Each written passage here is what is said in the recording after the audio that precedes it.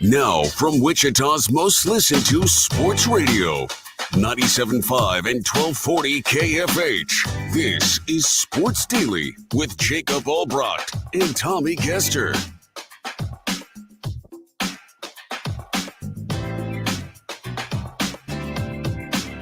Welcome in, everybody. Happy Thursday to you on Sports Daily here. Jacob Albrecht alongside Tommy Castor, Chad Chambers producing this bad boy for us. It is your time to shine. The IHOP hotline is open, 869-1240. You can have that number to call. You can also get in touch with the program lots of different ways. You can leave us comments on our video streams. We come to you live on 12 News Plus Connected. Glad to be there. Facebook, YouTube, X. You can leave us comments. You can leave us voice messages on the Odyssey app if you're listening live to us right now. We'd invite you to listen live or in the archives on the Odyssey app. But you can leave a voicemail there. Lots of different ways to get in touch with the program. Thursday's always big this time of year. We'll have our K-State insider Tim Fitzgerald on about 10 o'clock to talk about the Cats opening up Big 12 play at BYU. And then we'll have our betting expert, PJ Glasser, in. Try to recover from a tough week, I think, across the universe in the betting world last week. We'll see how PJ did and get his take on a week. Sometimes the pendulum swings hard. I'm curious to get his take on what's been a wild, really college and NFL season. Very unpredictable. But we'll get into that as well as we make our way through. The Royals certainly top of mind as that magic number after a series head-to-head with Detroit does not change. It remains at 8 now with 9 games to go, which is worrisome. How worrisome? We'll get into that throughout the show today as well. We'll give away a little HTO later in the show, so stay tuned for your opportunity to win that. Quick shout-out to Prairie Fire Coffee for keeping us fueled up each and every morning with some great coffee at the KFH studios. Tommy, good morning. How are you? Man, I'm okay. I kept thinking last night as I was watching the Royals game, you mentioned the magic number. It doesn't really seem very magic right now. So I kind of I shudder every time I think about that as we're getting down to the wire. And it's going to be a fairly tense race to the finish, I believe. Yeah, I think it is too. And we'll spend some time early in the show on that. It's been a stressful series. It's been stressful. I feel a little stressed, Tommy. We had to say goodbye to the family cat yesterday. Yeah, I'm sorry to hear about but that. it's crazy. It's very strange now with kids. I mean, losing a pet always sucks, right? And I feel for anybody who loses a pet. It's the worst. It's not the worst, but it's really, really, really, really bad. It sucks. It's really bad with kids. Like I don't know how to we were having breakfast this morning and one of my kids is just holding the collar with like tears in her, not like sobbing or crying, just like, man, like you go through that. And so, we've had this Royals series. It's stressful. Like it is stressful because these are close games. Like they're 1-run games. It's not like the Royals are playing poorly. So a day off is going to be a nice thing, right? A day off, a time to catch a breath, do all those things just in general is going to feel nice. This is what you invite with good baseball though, Tommy. Like this is it. This is what you bring to the table when you're going to be in the middle of a playoff chase. Yeah, the name of the game, especially last night's game and the night before against the Tigers, was the Royals' inability to capitalize, their failure to capitalize. They hit into probably more double plays in the last 2 games than maybe they had the entire season. It's been wildly frustrating to get runners aboard and then not be able to bring them home. That happened multiple times in last night's game. Alec Marsh got chased early. He didn't have a particularly good start. But credit goes to Daniel Lynch. I mean, he hung in there and he kept the Royals in the ball game basically the rest of the way. I know that at that point the Royals are down and then they've got, to try to come back from that. And that was, easier said than done and ultimately not what they were able to do. But it wasn't like they were ever really out of it. And that credit goes to Daniel Lynch. The offense just couldn't get anything going to bring runs home. And that was the same thing the night before.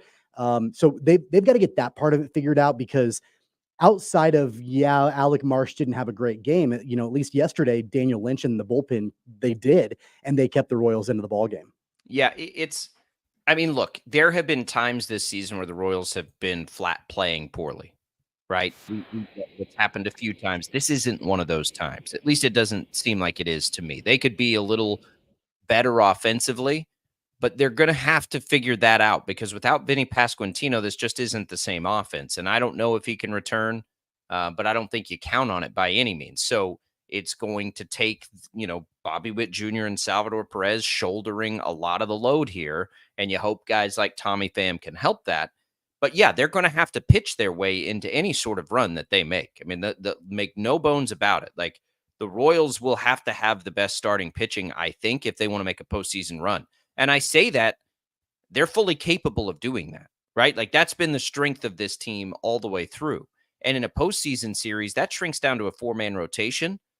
I mean, I'd challenge anybody to give me a better 4-man rotation right now in baseball, top to bottom through the first 4 in that rotation. And so, I don't know what Lorenzen's status is either, by the way. I'm not sure, but at least through the top 3, which is usually enough in a playoff series. I mean, you get into the long series and sometimes you don't even use more than 3. So we'll see, but they got to get there. A magic number didn't change. The Tigers have picked the exact right time to get white hot. They have won 4 as the Royals have lost 4 and have made up a ton of ground here. The good news for Kansas City, Tommy, is they're making up ground not just on the Royals, but on the Twins too. So the Twins are potentially going to enter this magic number conversation also, which is good. The Royals have the advantage of being the top of those 3 teams. If the Tigers stay hot and were to pass them, the Royals still have the game and a half on the Twins. Remember, they're in the second wild card spot, not the third. So that makes my panic meter, and I said, right, 1 to 10, I'm probably at about a 5 right now. The Royals get the day off.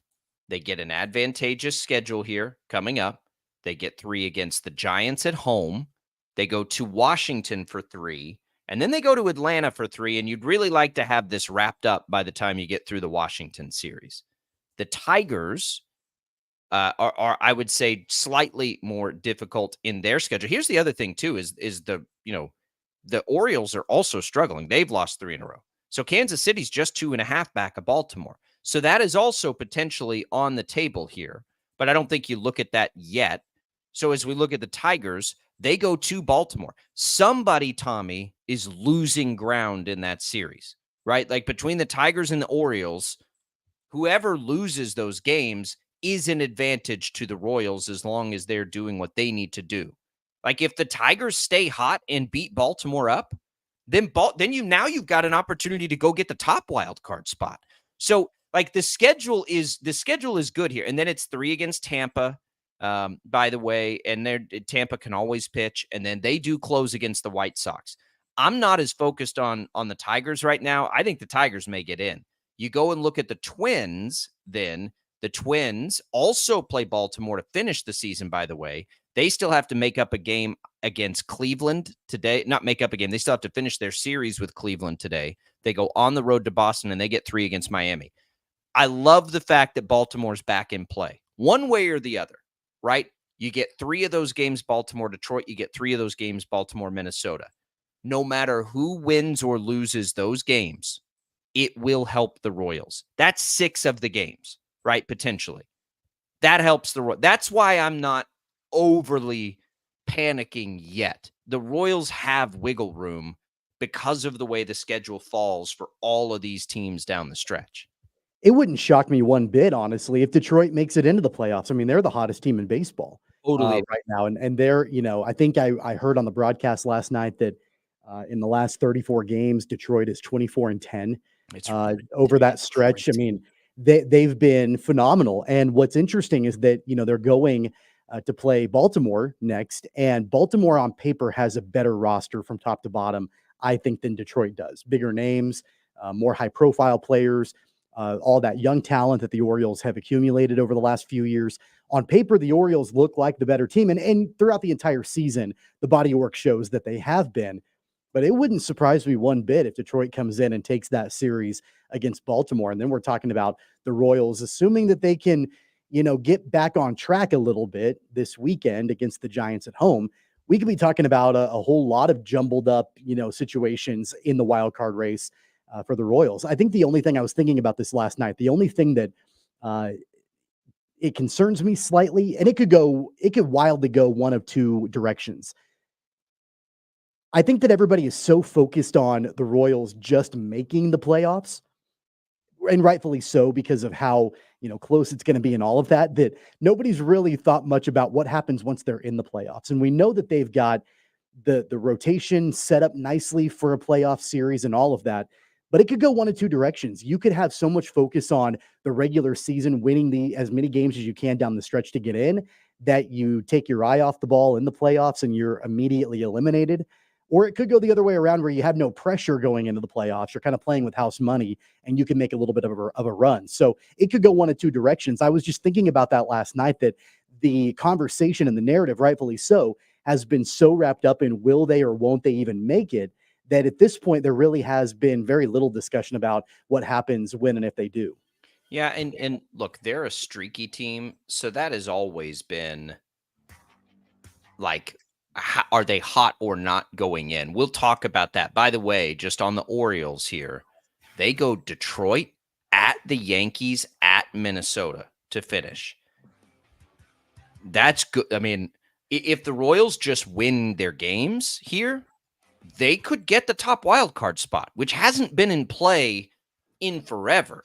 So, like, if you're panicking, be Baltimore. Baltimore should probably be panicking a little bit. The one thing you did say there, they have to win their games. Correct. They're on a 4-game losing skid right now, so you've got to get that around. You do, and that's what we're going to talk about next. I would say this. It's been more about Detroit than it's been about Kansas City. That's how I've felt. They did take 2 of 3 from Pittsburgh, and I know they lost that last game by a run. But to me, what I just watched in the last series, that was a Detroit thing. Last night was a little frustrating with the errors and some of those things. Detroit's white hot. You get a day off. Let's talk about that. What happens here? What does the team need to do? And to get to your comment, is this team poised to make a run if they can get there? We'll get to some video comments as well. Your comments on the IHOP hotline, 869-1240. It's all out there for you, Royals fans. We'll go another segment on baseball before we switch to some betting talk a little bit later in the hour. Don't go away. More Sports Daily right after this.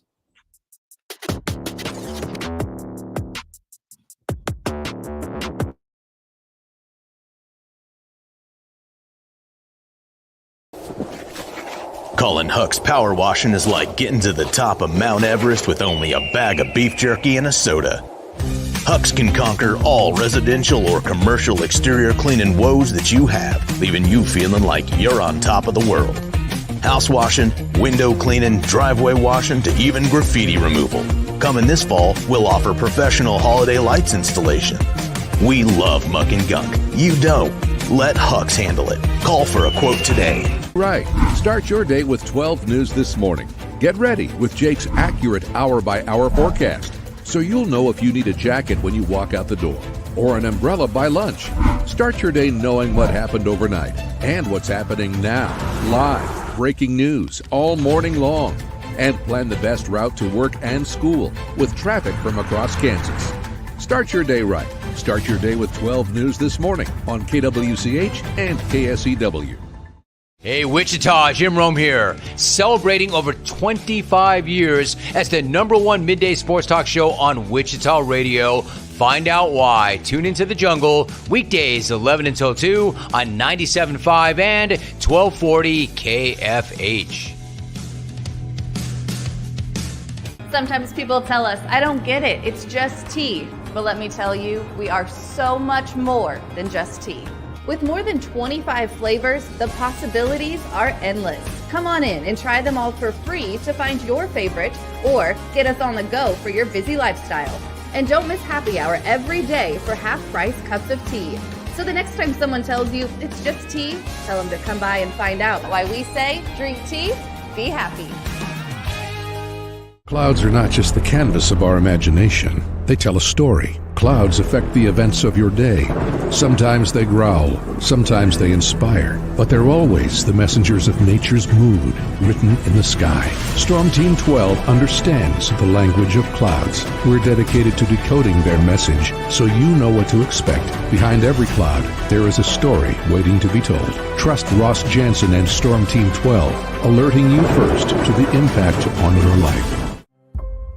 When you need help, remember, you're not alone. We are here. We are neighbors.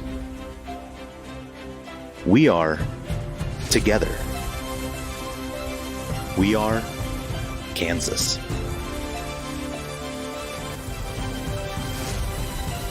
We are 12 News.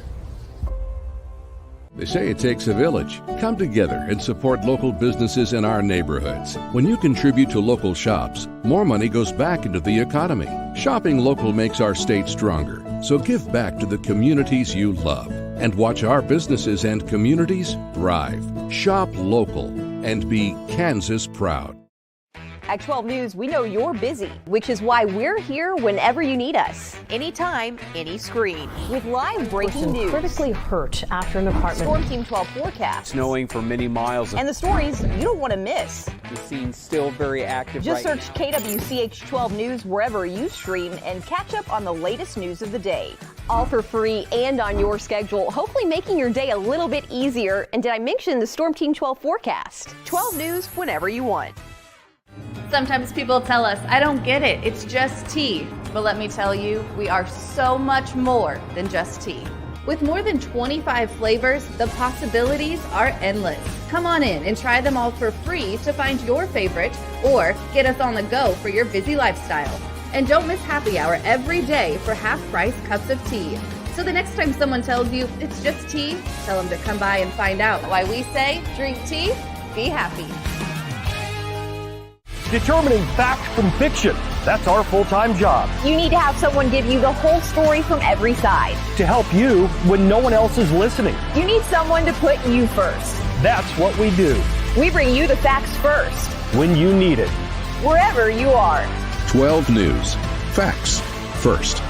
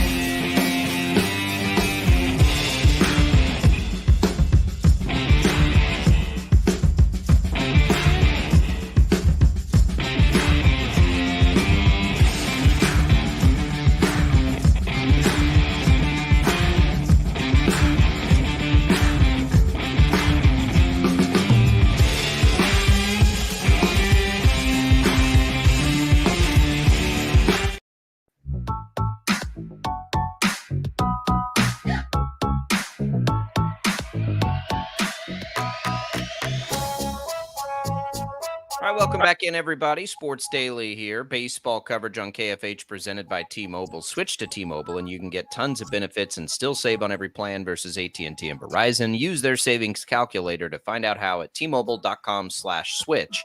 Jacob Albrock, Tommy Castor here. Jad Chambers producing. Jad tells me it's National Talk Like a Pirate Day. Reminds me of this pirate buddy I have. Tommy was at the grocery store the other day, and he was walking around, and he had his a pirate ship steering wheel. He had it hanging out of his pants, like the zipper of his pants. And he's walking around, no big deal, right? Does this all the time. And he gets to the cashier, and the cashier says, "Sir, did you know that there's a steering wheel hanging out of the front of your pants?" And he said, yeah, I know. It's driving me nuts.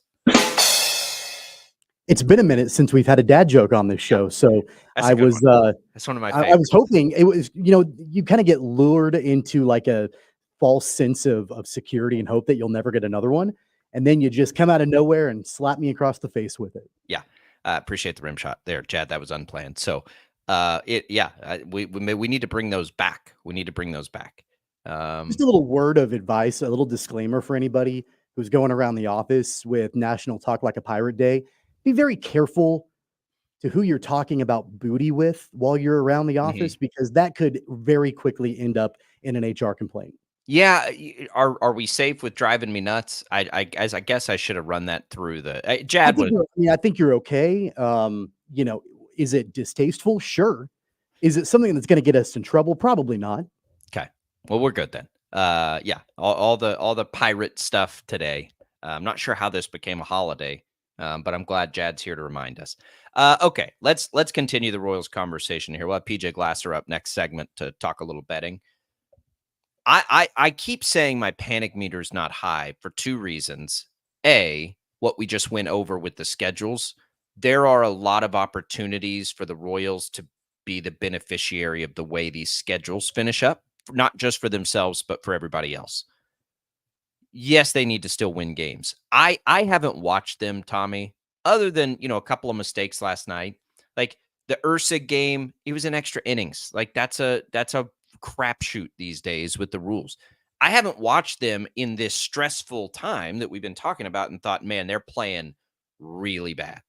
They've done that at times this year. This doesn't feel like one of those times to me. And so a day off now, I'm still pretty confident in. And I'll tell you, like the pitching's better now than it was, I don't know, 4 or 5 weeks ago, where it was really rocky. The starting pitching hasn't been the problem in this. I mean, Lugo wasn't great his last time out, but other than that, like they've been Marsh pretty was good solid. last night. I mean, and But but he's Marsh is hot. never. But No. Marsh is never going to be great. Like Marsh is what he is. He's your fifth starter, or right now I guess he's your fourth starter. But he is what he is, right? He's he's there helping out. He's not going to be a factor in the postseason, I don't think. And if he is, it's probably a bad news situation. So I look at it. I think Ursig, even though he lost the other game, like his stuff to me looked good the other night. I think Bubic is still the guy to bridge you to Ursig. And I think you feel decent about all three of your starters being able to potentially get through 7 innings. It's what happens if they can only get through 6 that gets a little dicey. Bobby Witt Jr. showing some signs of life. Salvador Perez, like those guys have to be hot. We know that. But I still feel good about this team's chances if they can get there, because this team has always started with its starting pitching, and I feel good about its starting pitching at this point.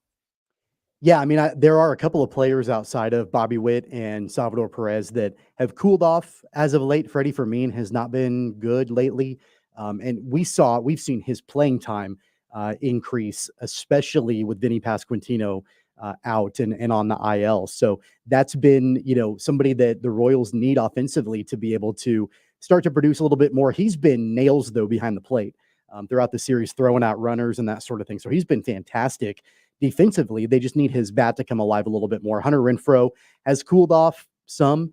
And so especially, and I mentioned it just a moment ago, especially with, Pasquantino, there's no guarantee that, we'll see him back even at any point during the playoffs. They need to have a couple of other players be able to provide an offensive spark in that lineup outside of Witt and Perez. And, Tommy Pham has cooled off in the last couple of games. Paul DeJong, I think, has been a breath of fresh air as of late, and continuing that, I think, is going to be, essential for Kansas City. So they've got to find some supplemental bats in that lineup. And especially guys, if you really want to drill down into it, I mentioned this in the first segment, guys that are going to be able to drive runners in when they're on base, because the Royals have not had an issue in the last couple of games on getting runners on base. The issue has been bringing them in. And so they've got to try to find a way to make that happen in clutch situations. Even if they were slightly better with runners in scoring position in the last couple of games, they probably would have won one, if not both of those games. Austin says the last couple of games have shown how much they miss Vinny's bat. I totally agree, Austin, but I don't know. You can't count on it now, right? Maybe you could count on it later, but you can't count on it now. Yeah, that's the whole, right? Vinny Pasquantino was on pace to be 100 RBI guy, well over 100 RBIs. So they've missed that greatly. It's going to have to be a little bit different, and it's almost going to have to be pesky. It's almost going to have to remind me of what we saw a little bit in like 2014, maybe, where some of these guys are just going to have to be really difficult to get out, aggressive on the bases, make the other team make mistake kind of baseball. And I think they can do that. I also think if they catch the right side of a Bobby Witt Jr. or Salvador Perez heater, that can carry them through a series. Like those guys are both capable of that too, but you got to, at that point, you have to set the table for them. So again, it's the day off. I know the magic number being at 8 with 9 games to play is a little frightening to say out loud. I get that part of it. If they weren't in a position to benefit from all three of the other teams essentially they're contending with here, I think it would be far worse. But yes, they do have to win games. They get a great opportunity to do that here quickly. right? You get 3, you get to stay at home after a day off. You get to stay at home, and you get 3 against the Giants. That's awesome. You know, they'll face some decent pitching there, but you got to be able to beat the Giants at home. Then you go to Washington, and you got to be able to beat up on bad pitching. Atlanta, I'm just like, if we get to the point where we're done with the Washington series, Tommy, and that magic number's bigger than like 1, I'll be worried at that point. That's where I'm like, okay, but you know, with 6 games before that, the magic number being at 8, the magic number is about to enter the conversation for the Twins also. There's a lot of opportunities for the Royals to get that done over the next 6 games. And I think that they will, by the way. I think that it'll be done by the time they get to the Atlanta series. I get it. Stressful. This is what it means to play relevant September baseball. This is what we bargained for, right? This is what we couldn't have asked for more to start this season. This is exactly what we would have hoped for. Now it's here, though, and it's really stressful. I get it. If you're a bettor, it's been a stressful couple weeks of football betting. Perhaps we'll get PJ Glasser in to help us next segment navigate some of these stormy waters, especially in the NFL. That's next. Don't go away. It's Albrecht and Caster at Sports Daily. Keep it right here.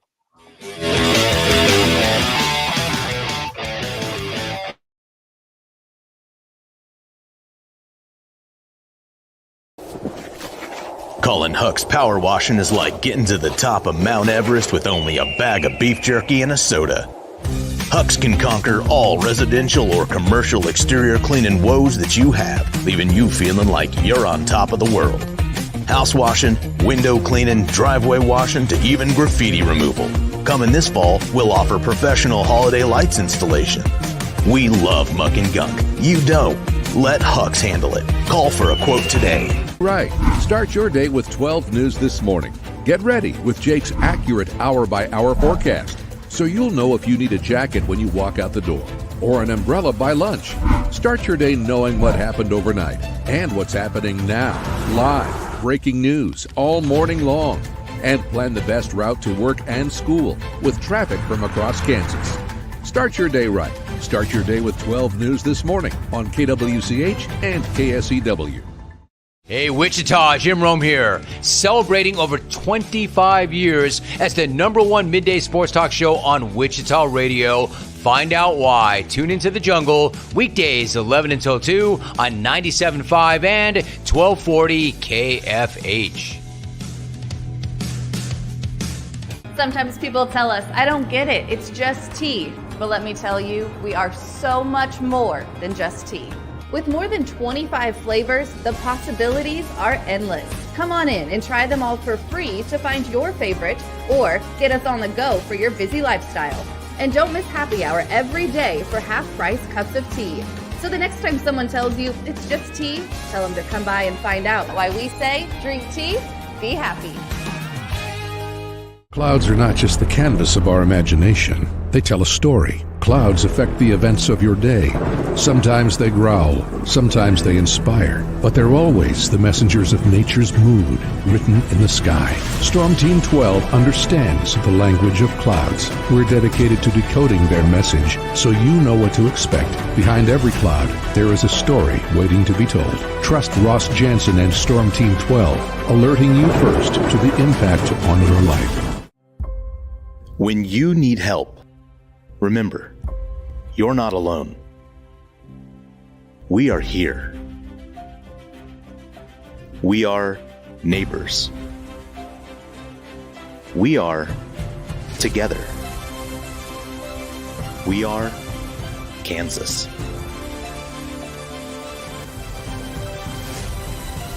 We are 12 News. They say it takes a village. Come together and support local businesses in our neighborhoods. When you contribute to local shops, more money goes back into the economy. Shopping local makes our state stronger. So give back to the communities you love and watch our businesses and communities thrive. Shop local and be Kansas proud. At 12 News, we know you're busy, which is why we're here whenever you need us. Anytime, any screen. With live breaking news. Critically hurt after an apartment. Storm Team 12 forecast. Snowing for many miles. And the stories you don't want to miss. The scene's still very active. Just right search KWCH 12 News wherever you stream and catch up on the latest news of the day. All for free and on your schedule, hopefully making your day a little bit easier. And did I mention the Storm Team 12 forecast? 12 News whenever you want. Sometimes people tell us, I don't get it, it's just tea. But let me tell you, we are so much more than just tea. With more than 25 flavors, the possibilities are endless. Come on in and try them all for free to find your favorite or get us on the go for your busy lifestyle. And don't miss happy hour every day for half-price cups of tea. So the next time someone tells you it's just tea, tell them to come by and find out why we say drink tea, be happy. Determining fact from fiction. That's our full-time job. You need to have someone give you the whole story from every side. To help you when no one else is listening. You need someone to put you first. That's what we do. We bring you the facts first. When you need it. Wherever you are. 12 News. Facts first.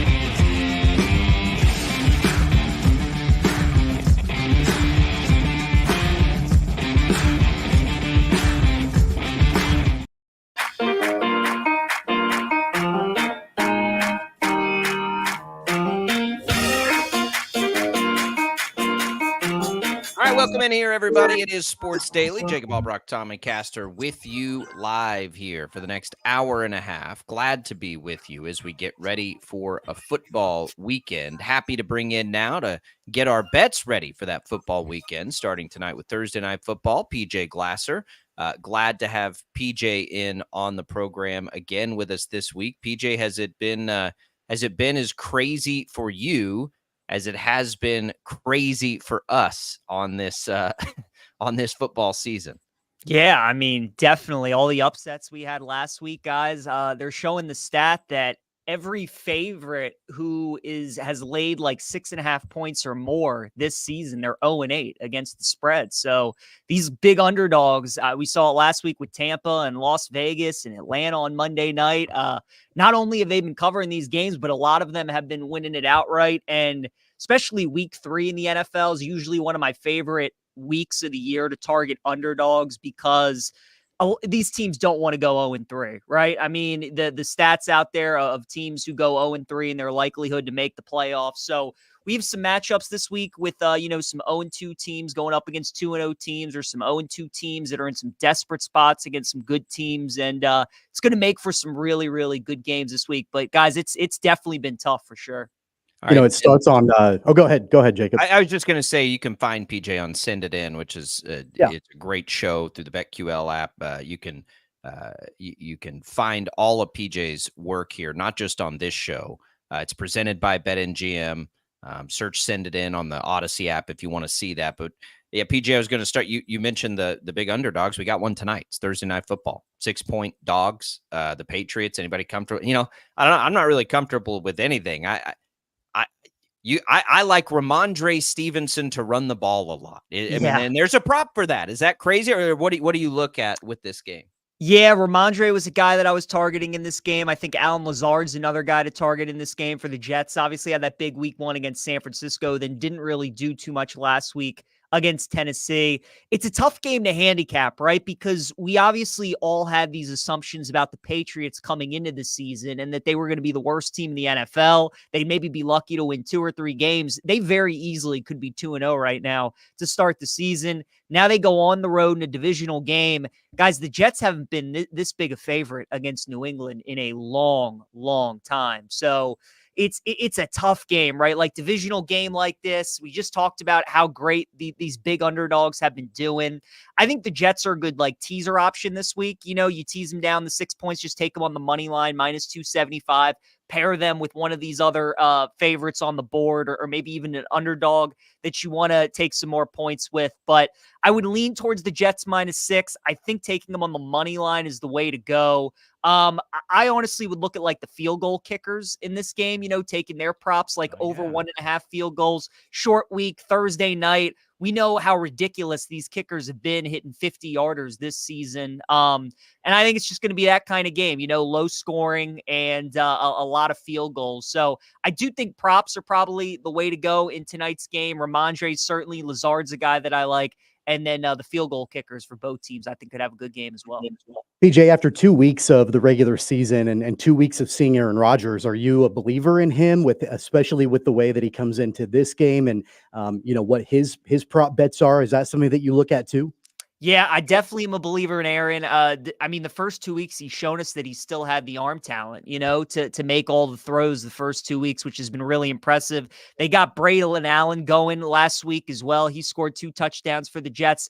My concern, honestly, guys, with this team a little bit's been the defense. I thought this defense would be one of the top 3 units in football.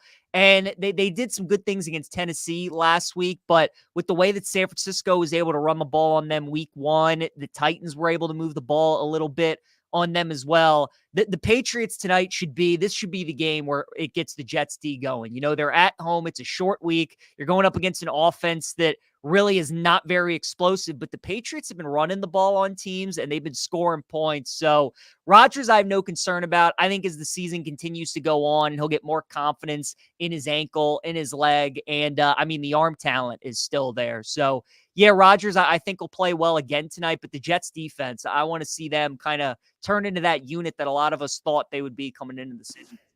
Yeah, I'm with you on that. And look, it just feels ugly. Breece Hall, by the way, is a Wichita guy. I don't know if you know that, PJ. So we always have our eye on Breece Hall. We always root for Breece Hall. So there's always the fans' interest on him in any game that gets played. Let's look around, and we'll get to college football. We'll get to KU and K-State in a little bit, but let's just stay on the NFL train right now. So the underdogs have been good. Sometimes it feels like, and I have no data to back this up, sometimes the pendulum swings hard in the NFL. There's not a lot of big lines this week, but by week 3, outside of the injury issues some teams face, is this a week where we might see some teams that have been a little slower than we thought out of the gates can come back in a sort of a big way at the same time? Yeah. I think so, because again, we were talking about at the beginning, just the desperation for a lot of these teams that are 0-2. One of my favorite bets of the week, guys, is on Monday night with the Jags +5.5 against Buffalo. I like them plus the points. I think there's a chance that they can win that game outright. One of the things that's like my favorite to bet in the NFL, spots that I always look for, is when teams were favored at home the previous week, lose that game outright, and then they're underdogs on the road the next week. We had 3 of those cases, guys, in week 2. You had Cleveland lose at home week 1 to Dallas's favorites, come back the next week, beat Jacksonville outright as a road dog. Cincinnati, obviously, last week against Kansas City, covered the spread. They lost outright to New England. And then we saw what Atlanta did on Monday night when they lost week 1 at home to the Steelers outright, and then they turn around and beat Philadelphia. So Jacksonville fits that this week. They lost at home as a favorite to Cleveland. They come on the road against Buffalo. The Bills look great on Thursday night against Miami. They got an extended week, and now here comes Jacksonville, who's 0-2. But, very easily could be 2-0 this season, right? That Miami game, they were up double digits. And then Cleveland committed 13 penalties, and they were 2 for 13 on third down. Jags just couldn't muster any offense. They couldn't win that game. But I think this is a good spot to back Jacksonville this week. Plus the 5.5. Peterson's seat is getting a little hot. Lawrence has not played all that great the first couple weeks. And I think a lot of people, coming into the season, were kind of concerned about Buffalo in the AFC East. After that Miami win, now people are thinking they're the team to beat in that division. I like kind of selling high on a team a little bit, so I like Jacksonville this week. PJ, one of my favorite games this weekend, the Eagles on the road in New Orleans against the Saints. The Saints have been an offensive juggernaut in the first 2 games. Derek Carr, all of a sudden is, looks like he's out there, Brett Favre it and just absolutely running wild. I don't know if I think that that's going to continue at this kind of level and this kind of clip long term, but at least right now the Saints are hot. They're home favorites against an Eagles team that disappointed last week. I'm not a huge believer in Philly because I think they have a ton of talent, but I just don't think that team comes together. I don't like Nick Sirianni a bunch. What do you like in this game, especially knowing that the Eagles, with all their talent, are road dogs this weekend? It's going to be a really good game, guys. I think this line, though, has just gotten way too out of control now that we're getting +3 with the Eagles. I think that's the play. The look-ahead line in this game before games went off in week 2 was the Eagles were favored by 2.5, right? And how different would the conversation be if Saquon Barkley makes that catch and the Eagles win that game? Everybody says, oh, it was a great play call. Eagles got out of there. They escaped with A.J. Brown. They're a 2-0 team going up against New Orleans. And the Saints, it's interesting how after their week 1 game against Carolina, we all thought that was a really impressive performance. Offense looked good. Let's see them do it against a good team, though. And now they do it against Dallas. And instead of people saying, you know what, I want to see more out of the Saints, I want to see if they can continue to do this, we're pricing them like they're going to be one of the best offenses in football the entire season, right? So I'm getting an Eagles team off of a loss that really should have been a win. I know they don't have A.J. Brown, and that certainly hurts them, but it just feels like there's way too much love for the Saints right now. Like, this was a team we were all skeptical on going into week 2, not sure if their offense was legit. And now this line is like, we're completely buying into the Saints all of a sudden. It's been a 5.5 point adjustment from this game off of the Eagles losing a game they shouldn't have lost and the Saints offense being incredible. Guys, Derek Carr and the Saints have had 15 drives this season. They have scored on all 15 of those drives, whether it's been a field goal or a touchdown. That's obviously not going to continue. So the Saints are due for some regression. I like the Eagles bouncing back. You're getting a 3 with them as well. I'm on Philadelphia. Yeah, I am too. And the Cowboys played a part. It was a Mike McCarthy special, follow a big win with an absolute dud. Yep. And that makes the Cowboys and the Ravens one of, to me, the more intriguing but difficult bets or games or anything. The Ravens are 0-2. Like, if you think the Cowboys were disappointing, the Ravens lost to the Raiders. You've got 2 teams that we think are in the upper echelon, both with their backs against the wall. Like, I have no idea what to do with that one.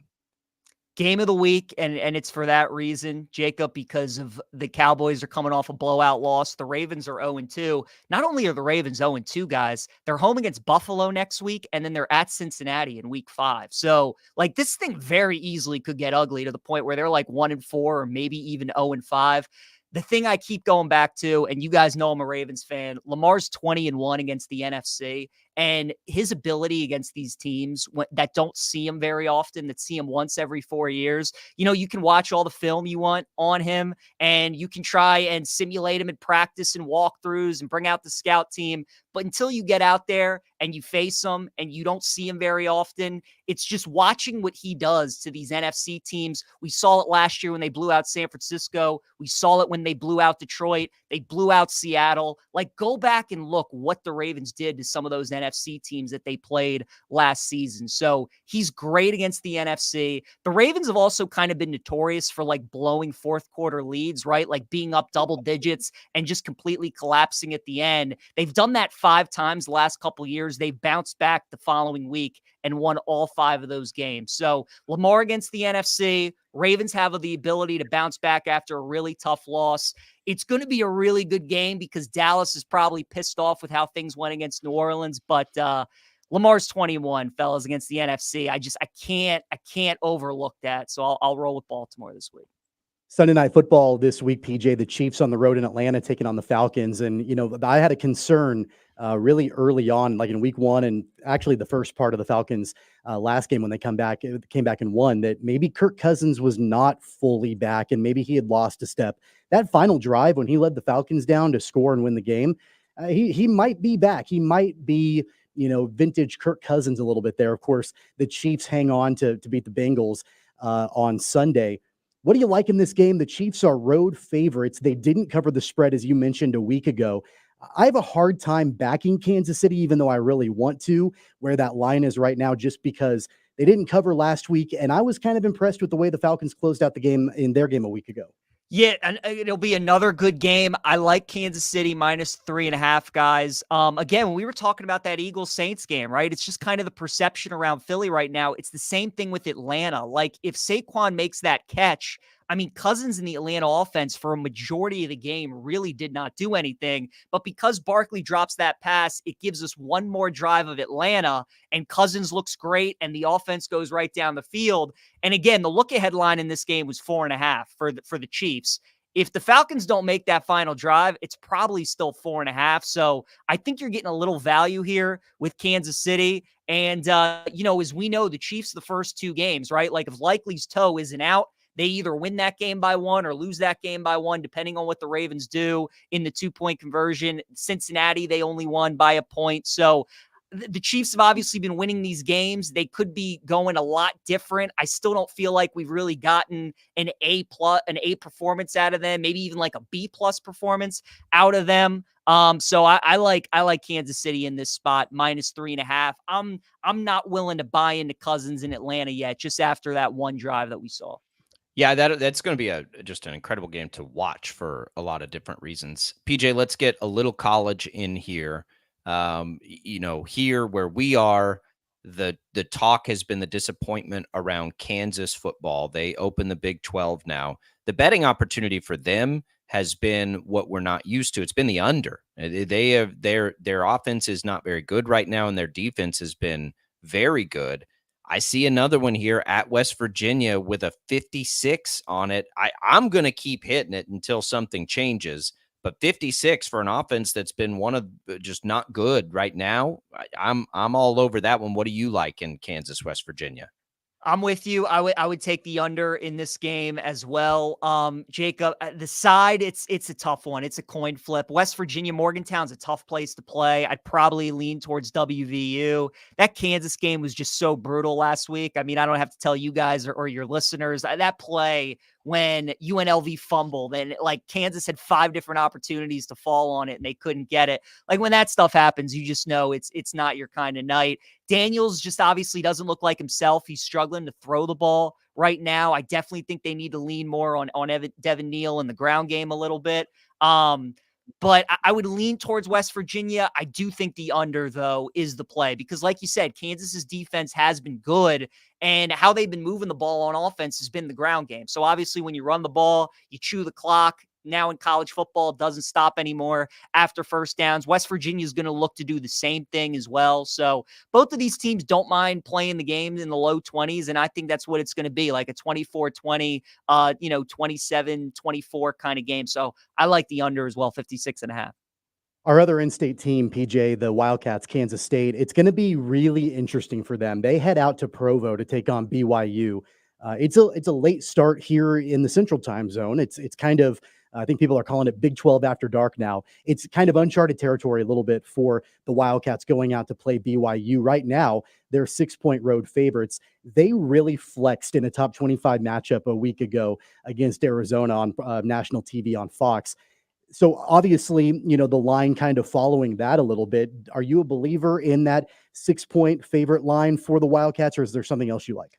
Yeah, I like K-State. I'd lay the 6.5 with them in BYU. Again, it's a tough place to play, right? You're going on the night.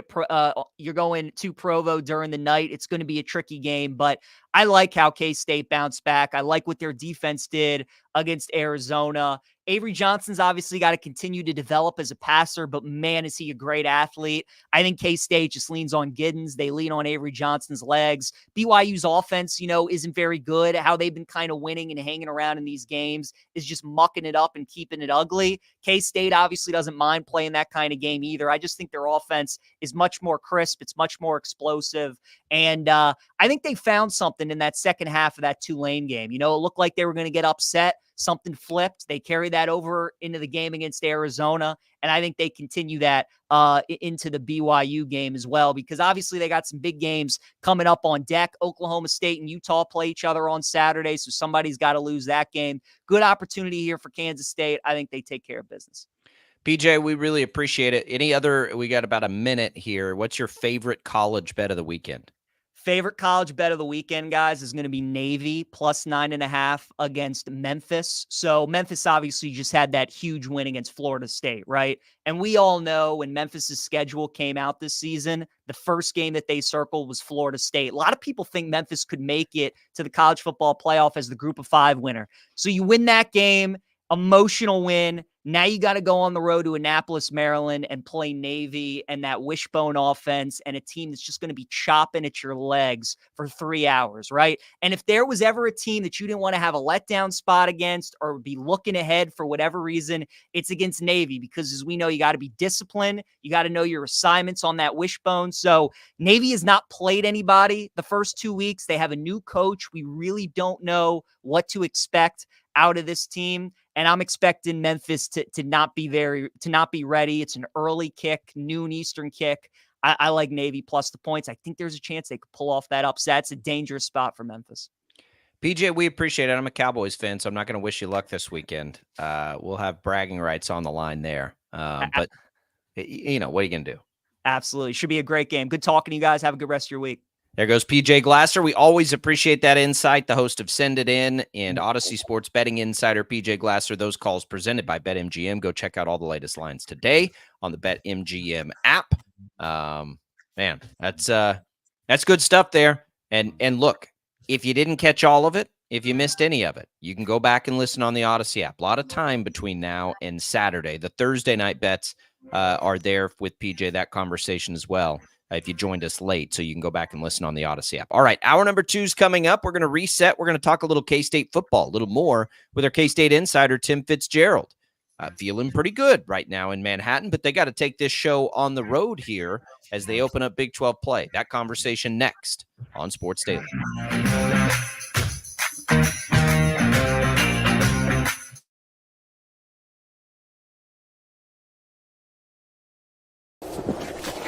Colin Huck's power washing is like getting to the top of Mount Everest with only a bag of beef jerky and a soda.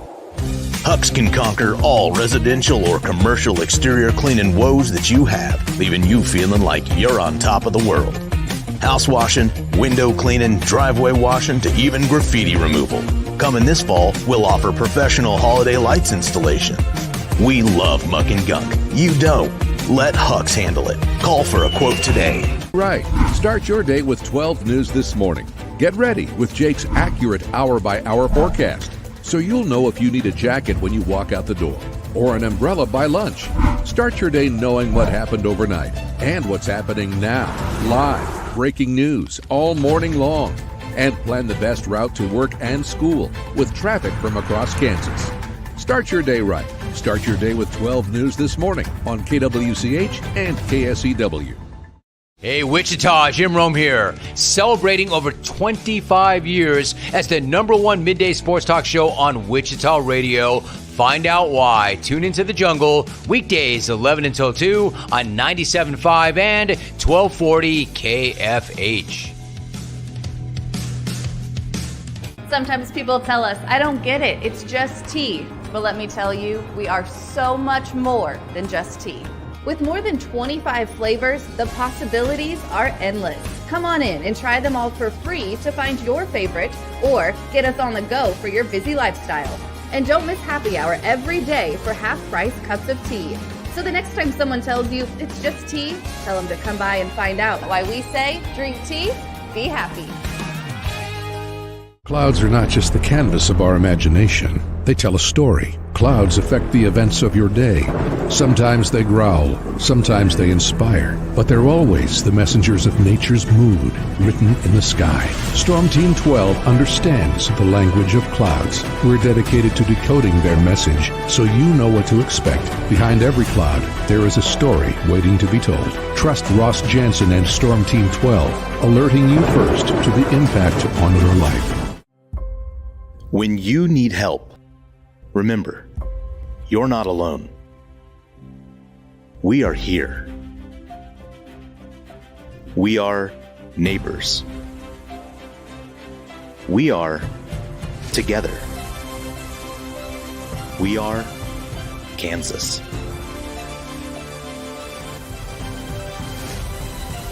We are 12 News. They say it takes a village. Come together and support local businesses in our neighborhoods. When you contribute to local shops, more money goes back into the economy. Shopping local makes our state stronger. So give back to the communities you love and watch our businesses and communities thrive. Shop local and be Kansas proud. At 12 News, we know you're busy, which is why we're here whenever you need us. Anytime, any screen. With live breaking news. Critically hurt after an apartment. Storm Team 12 forecast. Snowing for many miles. And the stories you don't want to miss. The scene's still very active. Just right search KWCH 12 News wherever you stream and catch up on the latest news of the day. All for free and on your schedule, hopefully making your day a little bit easier. And did I mention the Storm Team 12 forecast? 12 News whenever you want. Sometimes people tell us, I don't get it, it's just tea. But let me tell you, we are so much more than just tea. With more than 25 flavors, the possibilities are endless. Come on in and try them all for free to find your favorite or get us on the go for your busy lifestyle. And don't miss happy hour every day for half-price cups of tea. So the next time someone tells you it's just tea, tell them to come by and find out why we say drink tea, be happy. Determining fact from fiction. That's our full-time job. You need to have someone give you the whole story from every side. To help you when no one else is listening. You need someone to put you first. That's what we do. We bring you the facts first. When you need it. Wherever you are. 12 News. Facts first.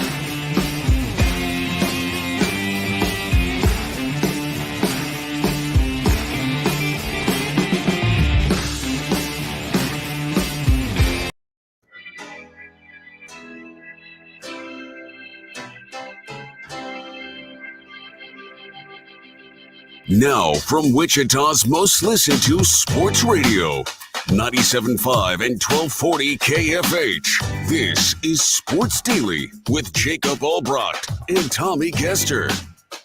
He's got all the insight of what you want to know and maybe some of what you don't want to know. Here's K-State insider Tim Fitzgerald. All right, and welcome in, everybody. We are kicking off hour number 2 here of Sports Daily with our K-State insider, Tim Fitzgerald. Glad to be here with you. This portion of the program brought to you by Crestview Country Club. You can get out there, play a little golf, and watch the K-State game. Maybe this weekend. It'll actually be on too late. But you can get out there and watch a lot of college football, NFL football at the restaurant. We appreciate Crestview's support. Get out there, give them a call. Fitz, welcome in. Welcome into the pupper there as well on the video stream. We've got dual efforts here at the Fitz household. You can watch us, by the way, on that video stream. 12 News Connected, Facebook, YouTube, X. Fitz, look, we're 3 weeks in, and it's been exactly what you want to see, I think, from K-State. Growth of the two young stars. They're 3-0. They get into Big 12 play. You feel good about the way they're playing football. And it's going to be a test this week. They got to go to a tough place and play a team that's also 3-0 that looks like they're pretty good. Yeah, you're right. I mean, look at the progression of this season. They had the early game against UT Martin, and they had a real test that they didn't expect, and I think they're better for that. And we saw that against Arizona. So now you get to go on a road in a really daunting environment. Should be a lot of fun. But this is a nice step for this team. You win this, and you come home to play Oklahoma State, and what will be a huge contest. What you can't let happen is that you're enjoying Arizona and looking forward to Oklahoma State, and you forget to step in the middle. So we'll see if they're attentive to details as this game opens late Saturday night. When you were on with us a week ago, Fitz, we talked about, I think I called it the Dylan Edwards problem, about trying to find ways to get him more touches. And I mean, he absolutely made the most of the times that he had the ball against Arizona, including that punt return. It's a good problem to have when you have all that talent on the field. But it does look like, at least from what I saw against Arizona, that Coach Kleiman has found a really good way to incorporate Edwards more into the game plan, both offensively and with special teams, to where he can make a significant impact, and it doesn't really do any harm to either DJ Giddens or Avery Johnson. No, you're exactly right. They did use him more. It might not show necessarily up in the stats, but Arizona was biting on him pretty hard. So a lot of those, run options, Avery would keep the ball. So we saw the effect of that. So just putting him on the field, particularly with Giddens and Avery Johnson, just stresses a defense to the point where they can't cover it all. And someone's going to make a wrong decision. And if Avery makes the right decision where to put the ball, and they haven't even layered in a pass out of that formation yet, it's going to be a really effective tool going forward, because it doesn't matter if you scouted it, you still got to figure it out in the moment. And they're really good at that.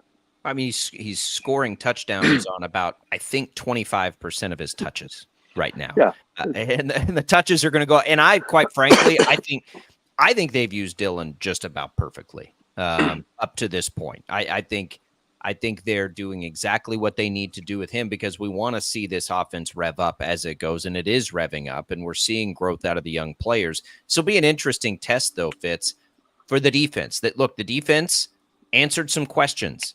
I think in that game, the secondary wasn't perfect. They couldn't stop McMillan. There's a lot of teams that can't stop McMillan. It was much better than the Tulane game. They were really good against the run in Arizona. They better be really good against the run against BYU, because that's pretty much all they do, right? Like, this will be the good test for the other side of that defense, I think.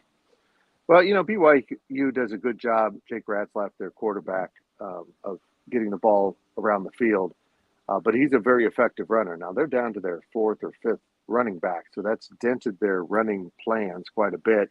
But I am impressed by how good those guys are, in relation to where they are on a depth chart.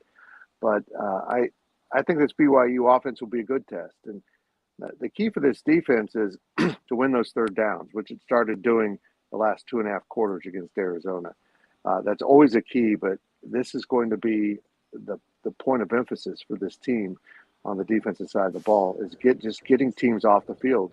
And once they do that, they give the ball back. They have to punt it to Dylan Edwards, and then they have to put the ball in the hands of Avery Johnson. So I think that's essential, just to be efficient on third down, which means you got to be pretty good on second down too. I know coming off the Tulane game, Fitz, the major defensive concern was the secondary and the way that they played against Tulane. And we talked about it a week ago that Arizona did pose, a pretty significant threat with McMillan and just everything that they wanted to do in throwing the football. Arizona did. How did you think that the K-State secondary responded? I know McMillan is a talent and he got his. There's no doubt about it. But did you feel like you saw a better showing from the secondary overall? I know BYU likes to run the ball, but moving forward, especially further into Big 12 play, they're going to be playing a lot of teams that, want to air it out a lot. Yeah. Arizona has probably the best quarterback receiver combination in college football. And I thought their plan on Fafita and T-Mac was really interesting, to let him get his, but don't let him get extra after the catch. And that's what they did pretty consistently. I think he had one play where he started to wiggle loose and they got him down to the ground. So 11 catches, but not hardly any after the catch damage. And that's really what they were after. And they continue to squeeze that pocket. And that's been the real key. The back end's been good in the last game. After the breakdowns at Tulane, they seemed to really learn some lessons. And we saw that with Keenan Garber's incredible interception as he broke off of T-Mac himself to go have a coverage in zone and took care of it. But if this team keeps progressing, keeps squeezing the pocket on quarterbacks, which they need to do, Ratzlaff's more of a runner, so they have to worry about that. It's going to be hard for opposing offenses to operate. Well, and it is, we've seen BYU and what they want to do for so long, Fitz, and you bring up a good point about the injuries for them at running back. And, the weird thing about their offense, and I don't know what to make of this for the test for K-State, Retzlaff's throwing it more now. He threw it almost 40 times in the game against Wyoming. So they're going to throw it. But you said he spreads the ball around. It's like 15 different receivers in that game, but they ran it with 5 different guys too. Like, that's what's wild. Like, it's not, they're going to, like, how do you, when you play Arizona, it was very clear who their best player is, right? McMillan is an NFL wide receiver. He's a stud, but it was so funneled to him in that game. What did he he had like 15 targets, whereas BYU has like 15 different guys catching the ball. It feels like this will be a totally different test for K-State. Whether BYU chooses to run or to throw, there's going to be a ton of guys involved offensively. Yeah, and I think that is an indication that K-State will probably spend a lot of this game in their base 3-3-5, just to try to cover everything. They're really good in that base. They've got usages for a 4-man front, which they might slide into in certain situations. I don't think we'll see them going nickel or dime much. They're in nickel, but keep those 3 safeties out there. I think this is going to be kind of a back to basics, do your job type of game. And honestly, that's what they had in Tulane, and they didn't do great with it. So, a good thing? I don't know. So, we'll see how they handle this. But they don't do anything fancy. They just do stuff well. And this BYU team is getting back to being physical because they weren't physical enough last season. It's interesting, Fitz, that this is a matchup between 2 teams that it's not like they have played a lot of football against each other historically. Wildcats going out to Provo. It's a late night game, Big 12 after dark. So something that is a little bit different where, back home, kickoff is at 9:30 p.m. on Saturday night. So it's going to be a late night game. How much of that do you think the program thinks about, as they're prepping for this game, going into that environment in Provo? BYU fans, they typically show up there, and it can get weird when it's a late game like that. Is that something that goes through their minds in preparation, or is it more about we just focus on what we can do in the moment in the game plan? Yeah, I think it's got to be that. I mean, they're doing some physical preparations through their medical staff with altitude, trying to prepare for that. But, I mean, what are you going to do in Kansas? Go to Mount Sunflower? I mean, that doesn't really change the altitude that much. So you just have to kind of fight through that, fight through the time. The time's the biggest challenge. I mean, your body clock's your body clock. And granted, these are young guys, but they're not used to playing football at midnight, and they will be. So it's going to be very interesting to see how K-State responds, because there are a bunch of challenges built into one game, but none of them are significant, but they put together they are. BYU's so good at night at home. It's a whiteout. It's going to be, they of course pulled out the 96 throwbacks when they beat K-State in the Cotton Bowl. K-State will also be wearing their throwbacks. They just happen to be the same uniforms.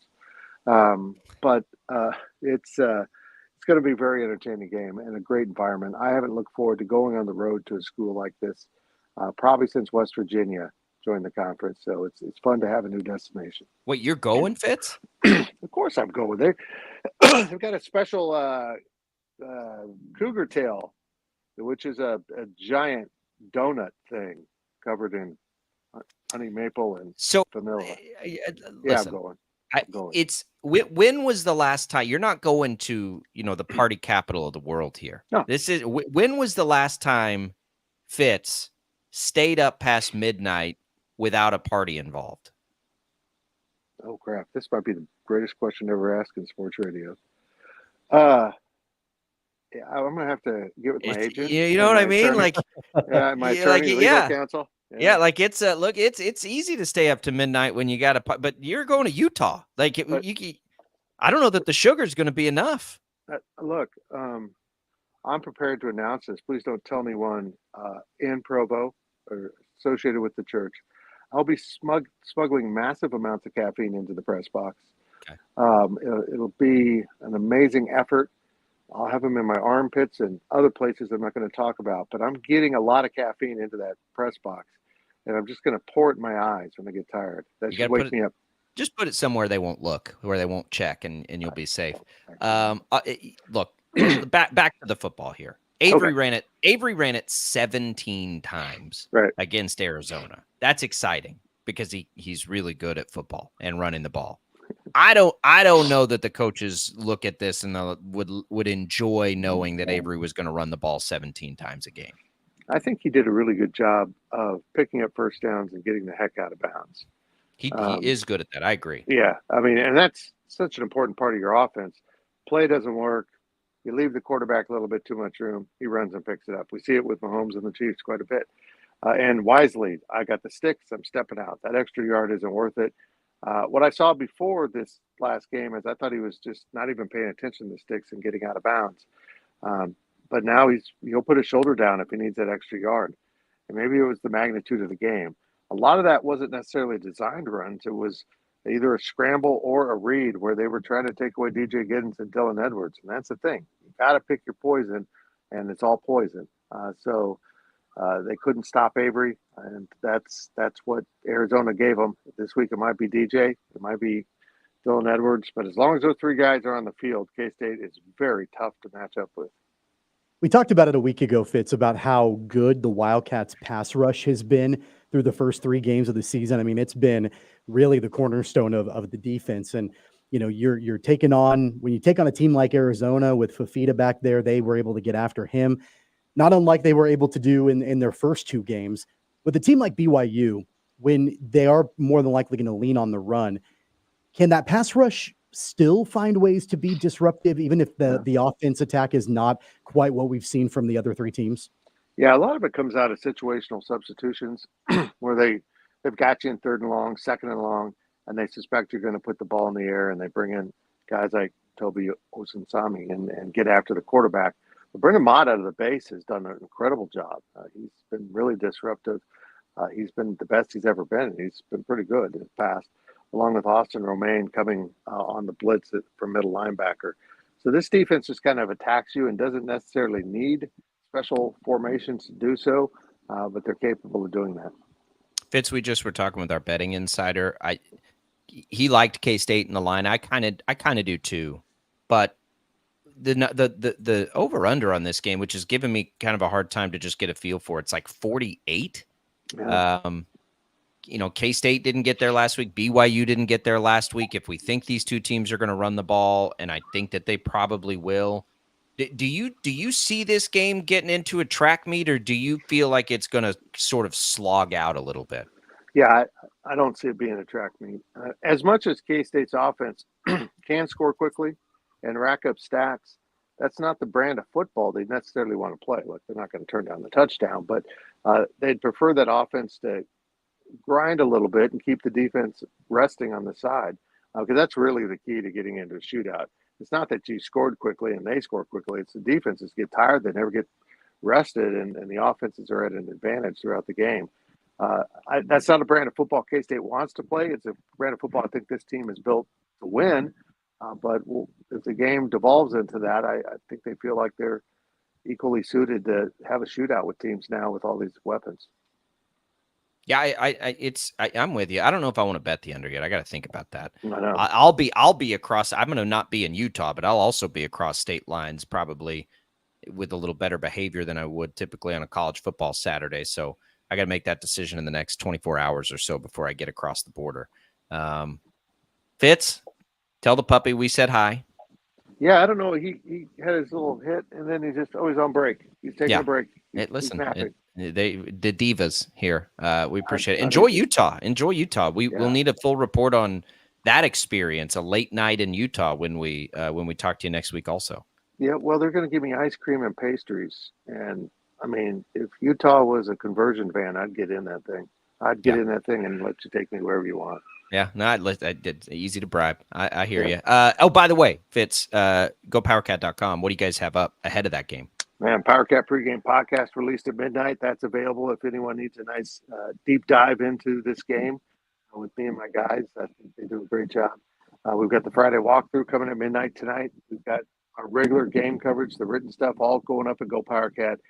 We're doing about 6-7 content items of K-State sports a day. So get on over to GoPowerCat and check it out.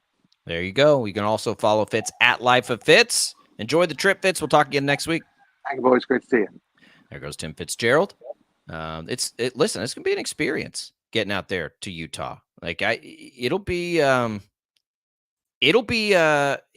test. I don't know. I'm having a hard time with it, Tommy, a little bit. Like I think stylistically, I see it lower scoring. I think, right? But it's just K-State to me. KU has been more predictable. We'll put it that way as far as style of a game. K-State to me still feels a little bit unpredictable. I don't know what the identity of their offense is yet. And that's not a bad thing. I think it's a good thing, in fact, because I think they have a lot of strengths. But I still can't wrap my head around what this offense will be in week 8. You know what I mean? Like, what do they look like then when they're doing what they want to do? Well, because it's so multifaceted with so many different weapons that you can go a few different directions. And maybe it never does. Yeah. I mean, I don't know. And I do think that having kind of that Swiss Army knife mentality, hey, if you need Avery Johnson to tuck it and run, he can. If you're going to do a design play with one of those two running backs, you can do that too, or even a designed run with him, Johnson himself, or air the ball out and use one of those guys in the backfield as potentially an additional pass catcher. We haven't talked a ton about the wide receivers for K-State over the last couple of weeks. Jace Brown had a really good game against Arizona on Friday night. So those guys have, I think, stepped up. And I think in Fitz and I, we talked about it during the offseason leading up to the year, that wide receiver room, while it lost a couple of key contributors like Phillip Brooks and others from a season ago, they might be more talented this season overall than they were a year ago. So that obviously adds to it as well. Of course, it's always hard to replace a tight end like Ben Sinnott. That's the one. So the tight ends, situation probably is taking a step back slightly, but overall, there are so many different weapons offensively that they can utilize. I do think, I meant to ask Fitz this, I do think we are seeing Avery Johnson get more comfortable as a thrower. And that's a part of what makes it unpredictable too. Like 17 rushes doesn't feel like something that's going to happen every week, maybe more like 10, right? But it's what is it when it, like the second half against Arizona, he started to groove a little bit as a passer. And that's the other part. Like, as that development comes, what does that look like? K-State will play that late game, and you'll hear it right here on KFH, your home of Wildcat Athletics. All right, we've had back-to-back guests. We're going to catch our breath a little bit with all of this. We'll come back. It's open phones the rest of the way for you here, 869-1240 on the IHOP hotline. And let's set up our giveaway right now. We'll give away some HTO iced tea, more than 20 flavors to choose from of sweet and unsweet iced tea, and some coffee drinks for you, hot and iced, all the great flavors, all the traditional ones, plus some special exclusives to HTO. All you got to do to win is text the keyword TEA to the short code 20357. That's T to 20357. You can enter once per day. Message and data rates apply. These will be good for any of the 3 Wichita Metro locations. Good luck, everybody. We'll be back more Sports Daily with Albrocht and Caster right after this.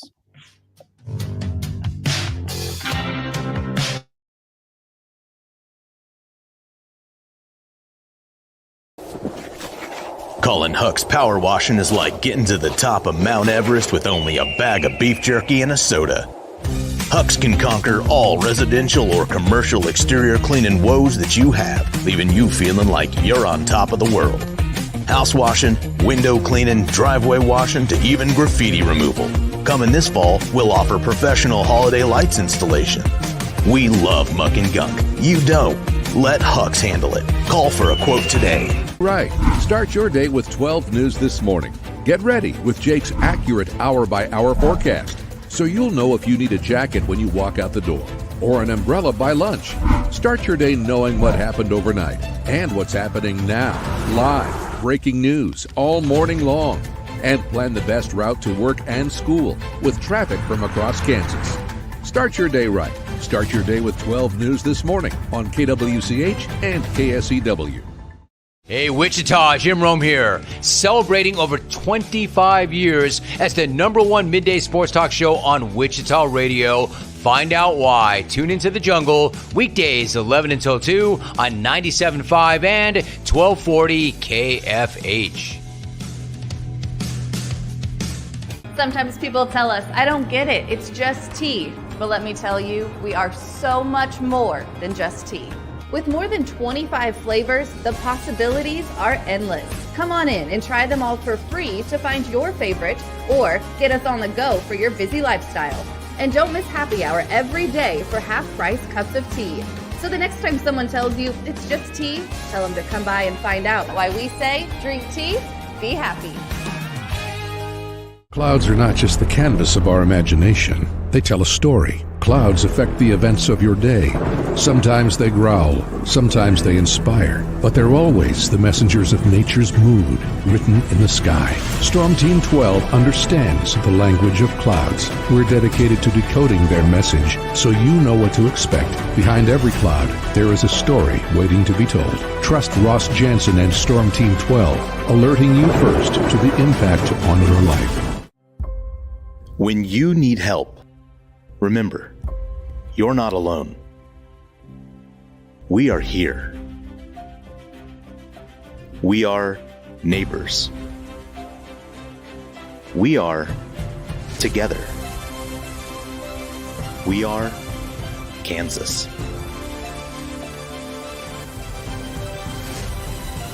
We are 12 News. They say it takes a village. Come together and support local businesses in our neighborhoods. When you contribute to local shops, more money goes back into the economy. Shopping local makes our state stronger. So give back to the communities you love and watch our businesses and communities thrive. Shop local and be Kansas proud. At 12 News, we know you're busy, which is why we're here whenever you need us. Anytime, any screen. With live breaking news. Critically hurt after an apartment. Storm Team 12 forecast. Snowing for many miles. And the stories you don't want to miss. The scene's still very active. Just search KWCH 12 News wherever you stream and catch up on the latest news of the day. All for free and on your schedule, hopefully making your day a little bit easier. And did I mention the Storm Team 12 forecast? 12 News whenever you want. Sometimes people tell us, I don't get it, it's just tea. But let me tell you, we are so much more than just tea. With more than 25 flavors, the possibilities are endless. Come on in and try them all for free to find your favorite or get us on the go for your busy lifestyle. And don't miss happy hour every day for half-price cups of tea. So the next time someone tells you it's just tea, tell them to come by and find out why we say drink tea, be happy. Determining fact from fiction. That's our full-time job. You need to have someone give you the whole story from every side. To help you when no one else is listening. You need someone to put you first. That's what we do. We bring you the facts first. When you need it. Wherever you are. 12 News. Facts first.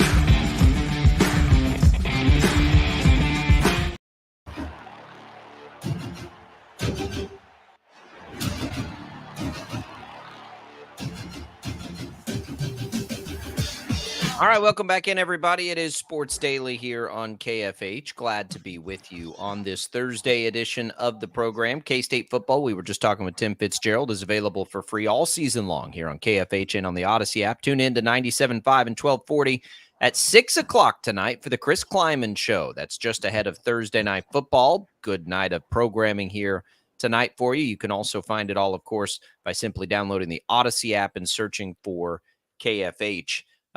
It's been a crazy week for football. We've had all the injuries that pertain to the Chiefs here locally, all the stuff with KU football and Jalen Daniels. KU right now to me, it's one of the most fascinating stories to follow. What happens there? Can it be salvaged?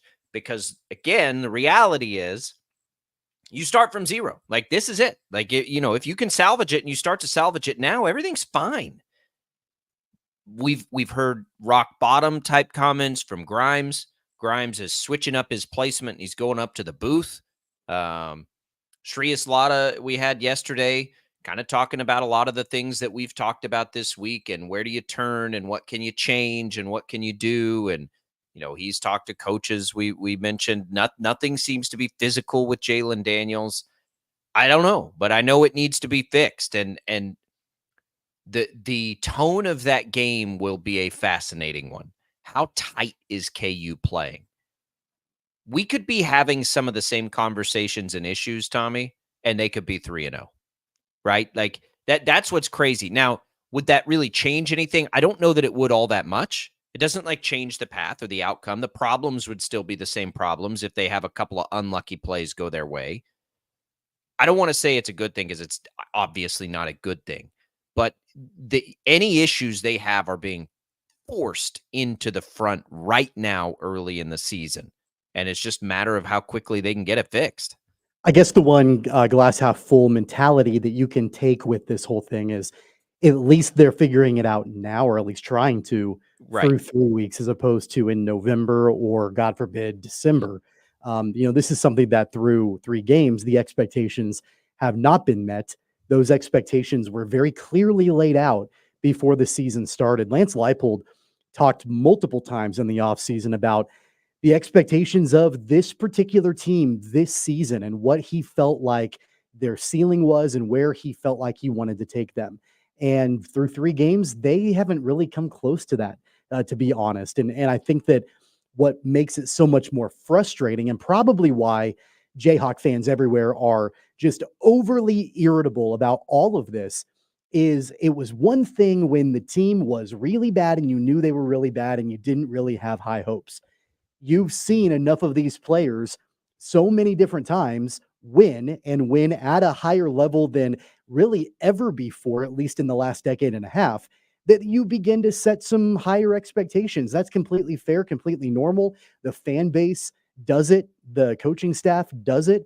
And I know that there's been, probably some internal friction going on as they're trying to work their way through this. It's kind of been alluded to a few different times from, whether it's the coaching staff with each other, coaching staff to players, players with each other, players back to the coaching staff, whatever it is, there's friction there, but it's growing pains with a new offensive coordinator. They've got to figure it out sooner rather than later. That's the key. It's not about whether or not they ever will, because I do think that they will, because Lance Leipold is too good of a coach. It can't continue. It can't take multiple weeks in the future to get it all worked out. You've got to get it handled now. I think the quarterback position is always under a microscope. And I've tried to imagine, what if KU was 1-2 because their defense sucked, but Jalon Daniels was playing well? I think it would be a very different vibe. I think the reason there is panic, one of the biggest reasons there is panic, is because people are concerned, and I think it's a valid concern, that Jalon Daniels is not the same player. Because everything has ridden on that being the case, right? That is the biggest part of this season, is that you have all of this and he's finally back, right? And he has fallen so flat. I think that has been what's added to the desperation, because people in the back of their head or in the front of their head now are like, what if he's not back? Then what happens with this team? But again, the glass half full thing for me is that the defense has been really good, really good. So it's changed. And I think they can reinvent themselves. They can, but they have to do it right now, right? They have to do it now. And it's a collective effort. It is a combination of Grimes and Daniels figuring something out, or something changing in that combination, obviously.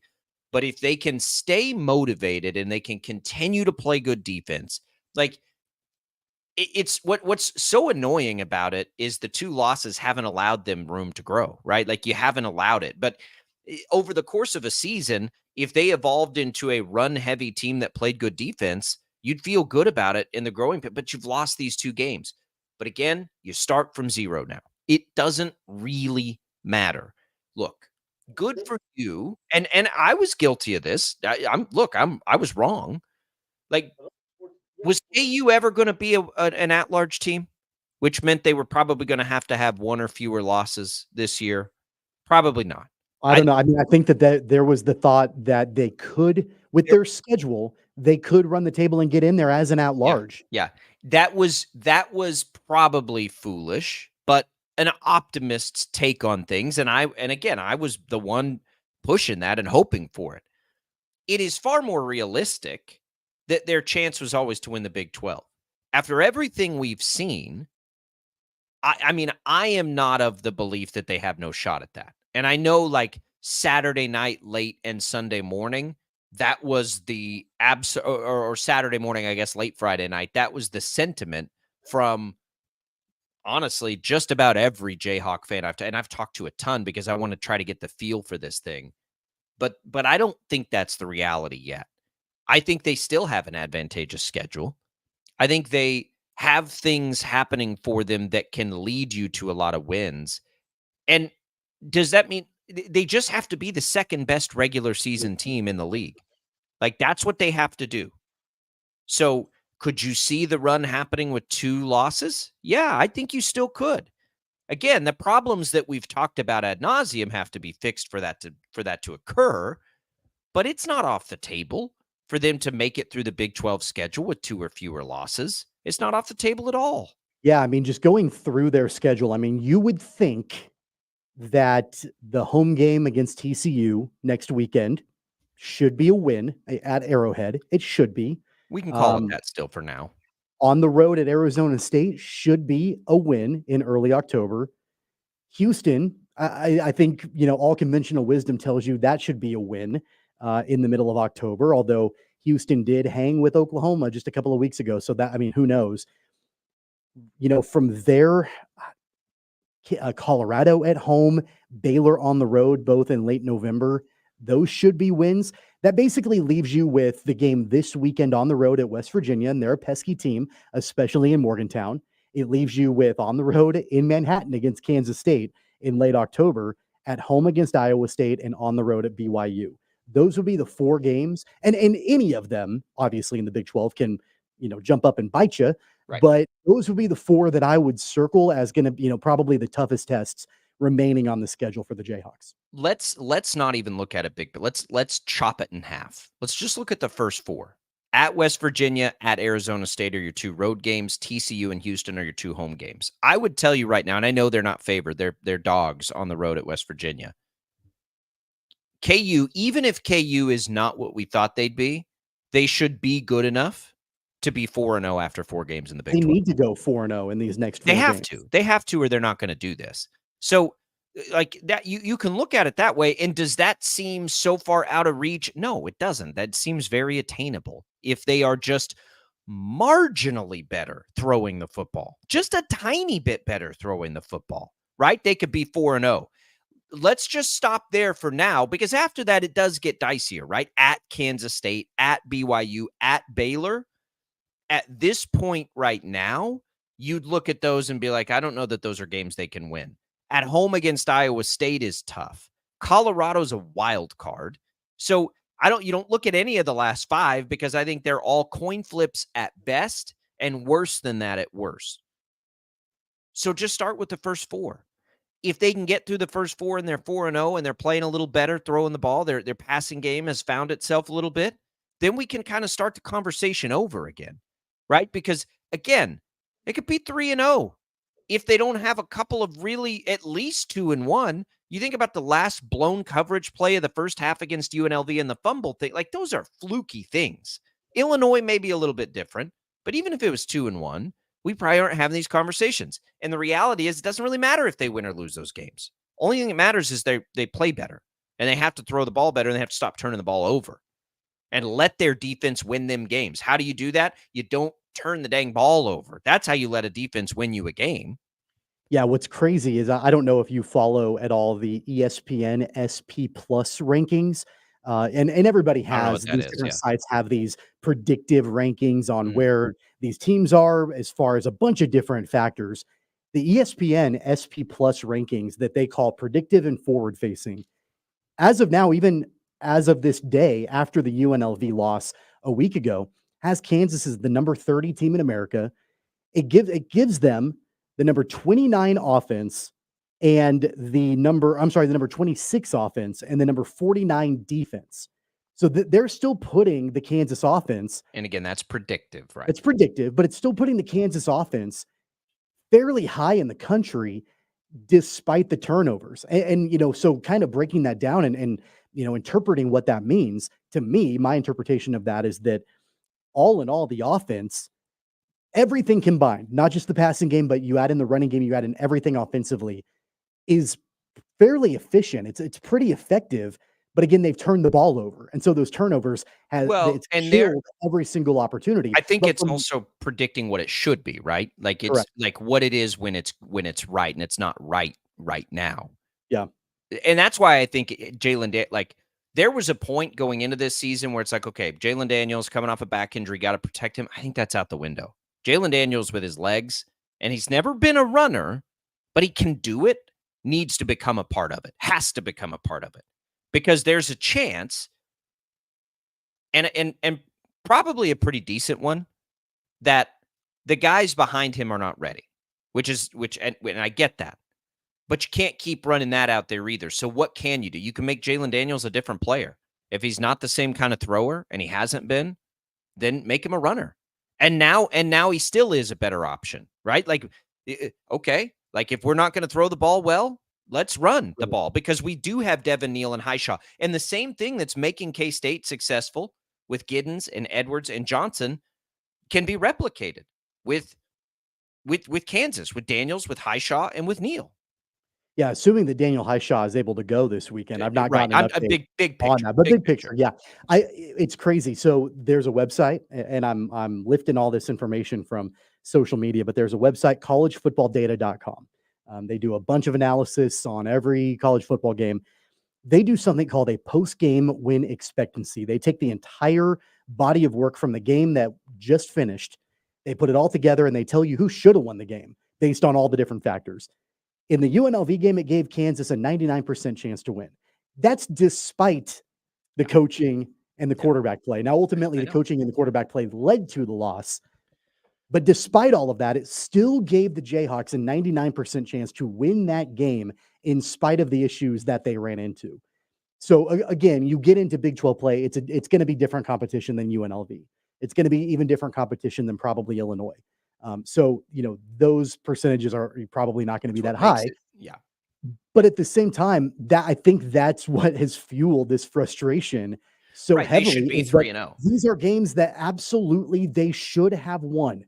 They were the better team. Yeah. Not even close. Everybody in that stadium at Children's Mercy Park on Friday knew that Kansas was the better team than UNLV. That's what makes it so frustrating. It was the same thing against Illinois. They've so clearly been better, but they've made these mistakes. And so that's why I don't want to punt on this. That's why I think it's urgency that needs to be inserted right this second. If the current thing isn't working, this team is still better, is still good. Make some sort of change to fix it. Grimes going up to the booth is probably a bigger deal than we want to joke about, because these things matter to who's in Jalen Daniels' ear, familiarity, comfort levels, all those things. And at the end of the day, the bottom line is Daniels has to be a better thrower of the football, but maybe not throw it as often as we thought he was going to. Evolve, run the ball. He's an effective runner when he does it. He hasn't always needed to because he's such an accurate and effective passer. He ain't that right now. And I don't know what's going to change about that immediately. It'd be great. Look, I hope he comes out and throws 70% and doesn't throw any picks, throws 2 touchdowns, and is this highly efficient passer we've always known Jalen Daniels to be. But that doesn't feel likely yet. So just run the ball with him too. Change what you do offensively. Completely throw everything else out the window and change it. You can go beat West Virginia in West Virginia. My goodness. Like Kansas's expectation this year, they got first place votes to win the Big 12. You can go on the road and beat West Virginia, even as an underdog. Don't even care. There's a very high chance that Kansas is more talented than West Virginia is this year. Real quick story. So almost a decade ago, I had the opportunity to go with the KU team. And this was back during the David Beatty era. I went with them on the team plane to Morgantown. They played at West Virginia. I had never been to West Virginia before, never been to Morgantown. That's the only time I've ever gone. I'm pretty sure the Jayhawks lost by about 40 that night. And, I credit to the West Virginia fans. Like they were rockets. I know that there is a little bit of discontent going on with that program right now with their head coach and what might transpire moving forward. I've heard that, if things get rough this weekend against the Jayhawks, there could be some uproar there in Morgantown. It's a hostile place to go and play. I know I've been there before myself. It's going to be a fun atmosphere on Saturday. And KU's got to go win the game. Just go do it. Go do it and wipe all this clean. They're 1-0 in the Big 12 with an impressive performance. We will not care what happened to UNLV and Illinois. Like, it will be a fresh start. So we'll see if they can do it. That does college football. We're going to come back. We're going to preview the Chiefs a little bit when we return. We got sound from Andy Reid and Patrick Mahomes yesterday. They talked about the addition of Kareem Hunt.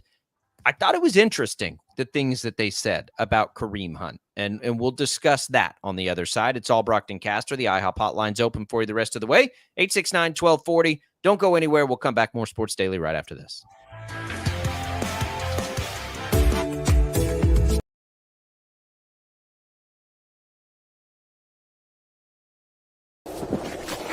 Colin Huck's power washing is like getting to the top of Mount Everest with only a bag of beef jerky and a soda. Huck's can conquer all residential or commercial exterior cleaning woes that you have, leaving you feeling like you're on top of the world. House washing, window cleaning, driveway washing, to even graffiti removal. Coming this fall, we'll offer professional holiday lights installation. We love muck and gunk. You don't. Let Huck's handle it. Call for a quote today. Right. Start your day with 12 News this morning. Get ready with Jake's accurate hour-by-hour forecast, so you'll know if you need a jacket when you walk out the door or an umbrella by lunch. Start your day knowing what happened overnight and what's happening now. Live, breaking news all morning long. And plan the best route to work and school with traffic from across Kansas. Start your day right. Start your day with 12 News this morning on KWCH and KSEW.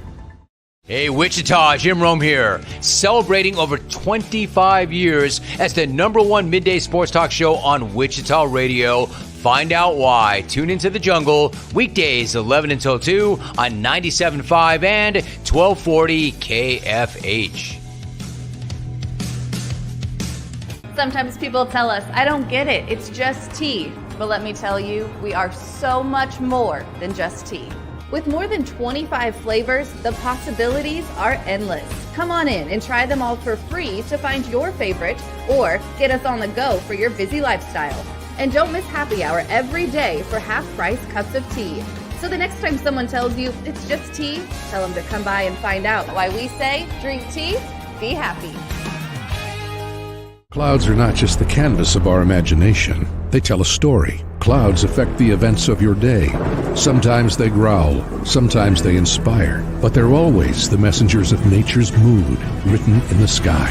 Storm Team 12 understands the language of clouds. We're dedicated to decoding their message so you know what to expect. Behind every cloud, there is a story waiting to be told. Trust Ross Jansen and Storm Team 12, alerting you first to the impact on your life.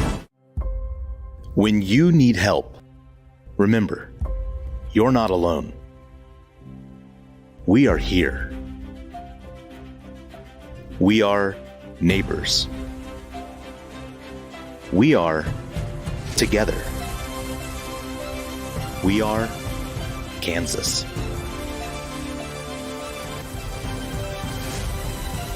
We are 12 News.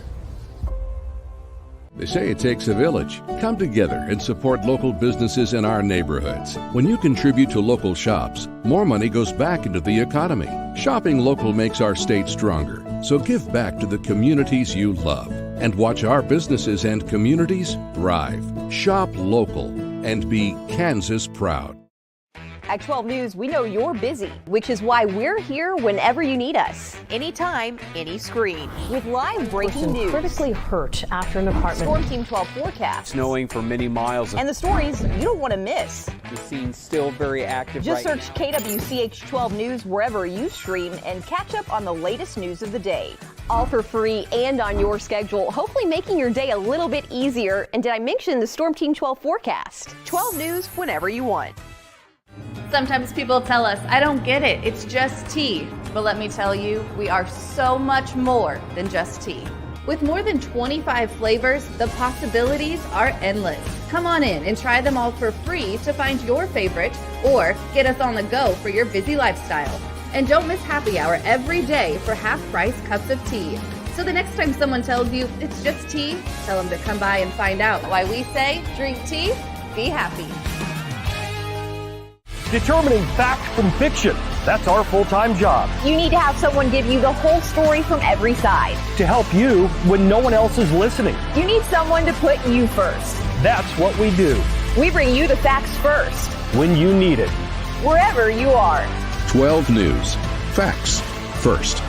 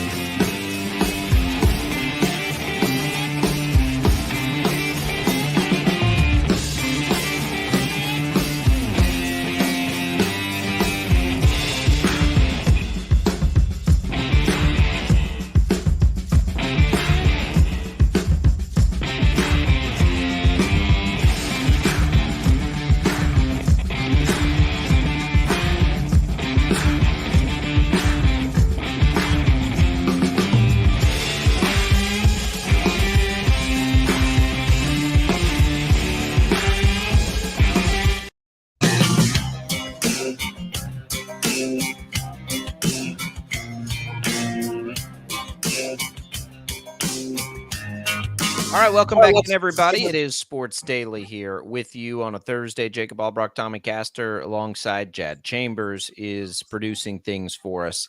If you've missed anything on the Odyssey app today, you can always go back and listen to it, excuse me, with us. It's great podcast opportunity, too. You can just go back and check out the show, not just ours either. On the Odyssey app, there are tons and tons and tons of shows and great programming on there for you. You can leave us voice messages there. There's a little microphone. You just push it and join that way. But we appreciate you, however it is that you take in the show. Also on these video streams, 12 News Connected, Facebook, YouTube X.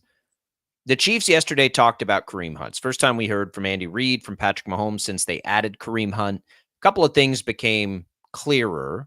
I think at least the people in the locker room have a good relationship with Kareem Hunt. After everything that's happened now 6 years ago, we know the Chiefs are a second chance team as far as players go, especially guys who have been a part of it. Andy Reid talked about how close Patrick Mahomes and Kareem Hunt are. They came in the same class. Kareem Hunt was at his wedding. They've stayed in touch. I think Andy Reid and Patrick Mahomes are two examples of people who want the best for people, even when they made mistakes. So that part of it is pretty easy, I think, for them to swallow. I thought what was interesting is how Andy Reid described Hunt. I've been the believer, and I still am, that Kareem Hunt's best days are far, far behind him. And if we see him in a significant role at any point for this team on Sundays, it will be not a good thing because it's meant Carson Steele / Samaje Perine has not been enough. I still think that Carson Steele and Samaje Perine can be enough, hopefully will be enough. And I know people want to discount Carson Steele, but again, I would remind you, Pacheco basically was presented this same opportunity as a 7th round pick in his rookie year and thrived in it. I don't see any reason that Carson Steele couldn't do the same thing because he reminds us of Isaiah Pacheco in the style of football that he plays, which is the style of runner that this offense is built around. That's why he's on this roster. But I do think when we heard from Andy Reid, he's talking about ramping Kareem Hunt. He's probably going to be a factor to some degree. And I think it really comes down to what Carson's, and maybe it's just depth still. But if you ask me who I think is more likely in 2-3 weeks to be a factor, Clyde Edwards-Helaire or Kareem Hunt, I would say at this point, I'd probably say Kareem Hunt. And how big a factor, I guess, is the question. But I've got confidence in Carson Steele. Isaiah Pacheco's a really good player. But, man, we liked Carson Steele for a reason, and he's on this roster for a reason, and it's really one reason only, and it's because he is a bulldozer, hard-headed runner that can do exactly what the Chiefs need their running back to do. Is he the kind of pass catcher Isaiah Pacheco is? Time will tell. Can he handle pass blocking and assignments? Time will tell. But as far as just running the ball, which this team needs to do, he can do that. He should be able to do that. So that part of it, I think, doesn't change. But when you hear Andy Reid talking about yesterday, if you have a chance to listen to it, that gave me a feeling that it probably Hunt's going to be a factor of some kind. At whose disposal, I guess, becomes the question for me. Does he take significant work away from Steele and Perine, or does he just slide in as basically, and I think they added like Keontae Irving. That's probably a short-term thing. Like, does he slide into that third back role and get 3-4 touches a game? Maybe. Can he come in late in a game and strictly be a pass catcher and pass blocker? That could happen, but we got to remember Samaje Perine they acquired has been one of the not just good. He's been one of the best pass catching running backs in football the last few years. Like, that's his thing, and he does it really, really well. So keep that in mind. But Kareem Hunt, I think the sound was pretty, like they're pretty intent, I think, on making him some part of the offense. We'll see to how much and to what degree. But it's the Carson Steele show, I would imagine, this week, and I hope he thrives in it because he's a fun player to watch. For the same reasons Isaiah Pacheco is a fun player to watch. We like their style. All right, we'll come back. We'll tell you what's on the network today. We'll put a bow on it here at Sports Daily. Don't go away.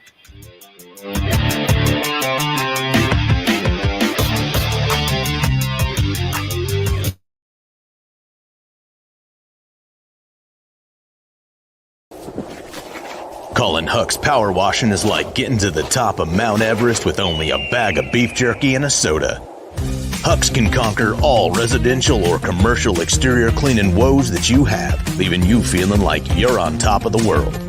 House washing, window cleaning, driveway washing, to even graffiti removal. Coming this fall, we'll offer professional holiday lights installation. We love muck and gunk. You don't. Let Huck's handle it. Call for a quote today. Right. Start your day with 12 News This Morning. Get ready with Jake's accurate hour-by-hour forecast, so you'll know if you need a jacket when you walk out the door or an umbrella by lunch. Start your day knowing what happened overnight and what's happening now. Live, breaking news all morning long. And plan the best route to work and school with traffic from across Kansas. Start your day right. Start your day with 12 News This Morning on KWCH and KSEW. Hey, Wichita, Jim Rome here, celebrating over 25 years as the #1 midday sports talk show on Wichita Radio. Find out why. Tune into The Jungle, weekdays 11 until 2 on 97.5 and 1240 KFH. Sometimes people tell us, I don't get it, it's just tea. But let me tell you, we are so much more than just tea. With more than 25 flavors, the possibilities are endless. Come on in and try them all for free to find your favorite or get us on the go for your busy lifestyle. And don't miss happy hour every day for half-price cups of tea. So the next time someone tells you it's just tea, tell them to come by and find out why we say drink tea, be happy.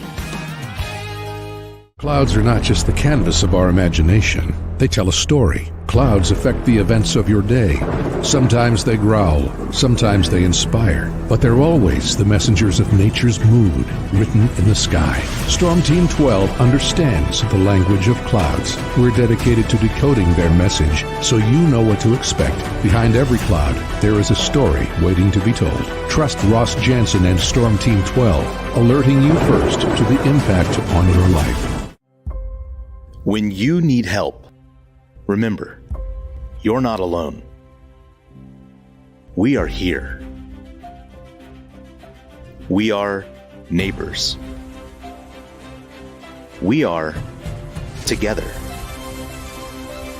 We are Kansas.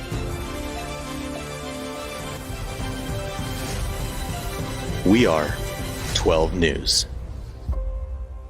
They say it takes a village. Come together and support local businesses in our neighborhoods. When you contribute to local shops, more money goes back into the economy. Shopping local makes our state stronger. So give back to the communities you love and watch our businesses and communities thrive. Shop local and be Kansas proud. At 12 News, we know you're busy, which is why we're here whenever you need us. Anytime, any screen. With live breaking news. Critically hurt after an apartment. Storm Team 12 forecast. Snowing for many miles. And the stories you don't want to miss. The scene's still very active. Just search KWCH 12 News wherever you stream and catch up on the latest news of the day. All for free and on your schedule, hopefully making your day a little bit easier. And did I mention the Storm Team 12 forecast? 12 News whenever you want. Sometimes people tell us, I don't get it, it's just tea. But let me tell you, we are so much more than just tea. With more than 25 flavors, the possibilities are endless. Come on in and try them all for free to find your favorite or get us on the go for your busy lifestyle. And don't miss happy hour every day for half-price cups of tea. So the next time someone tells you it's just tea, tell them to come by and find out why we say drink tea, be happy. Determining fact from fiction. That's our full-time job. You need to have someone give you the whole story from every side. To help you when no one else is listening. You need someone to put you first. That's what we do. We bring you the facts first. When you need it. Wherever you are. 12 News. Facts first.